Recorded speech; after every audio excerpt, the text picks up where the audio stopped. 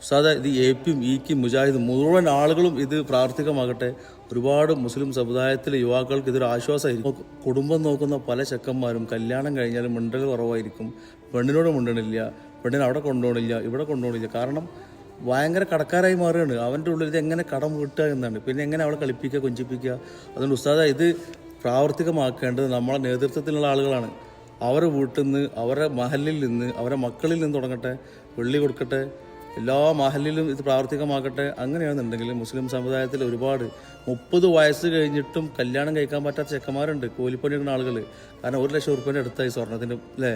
പെൺകുട്ടികൾ പരസ്പരം ജീവനുള്ള അല്ലെങ്കിൽ ചലിക്കുന്ന ജ്വല്ലറി ആവാതെ ഒരു മനുഷ്യന്റെ ഇണയായിട്ട് സ്വസ്ഥമായിട്ട് വെള്ളി മഹർ വാങ്ങിയിട്ട് സന്തോഷമായി ജീവിക്കട്ടെ. സ്വർണ്ണവില കുതിച്ചുയരുകയാണ്, നമുക്ക് നിയന്ത്രിക്കാനാവില്ല. ധാരാളം പണ്ഡിതന്മാരും സാധാരണക്കാരുമായ യുവാക്കൾ മഹർ വാങ്ങാൻ നിർവാഹമില്ലാതെ വിഷമിച്ചിരിക്കുകയാണ്. ഈ സമയത്ത് മഹറിനെ പറ്റി ചിലത് പറയാമെന്ന് വെച്ചു.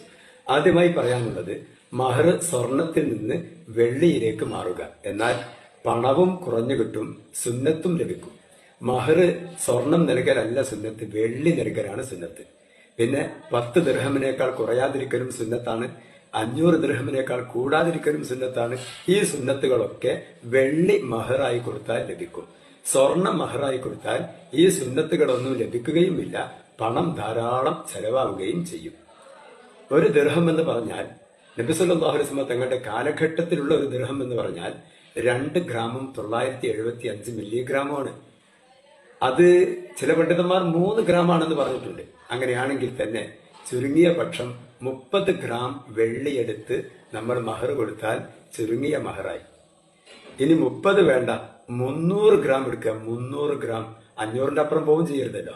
അപ്പോ 300 ഗ്രാം എടുക്കുക അതിന്റെ മധ്യത്തിൽ.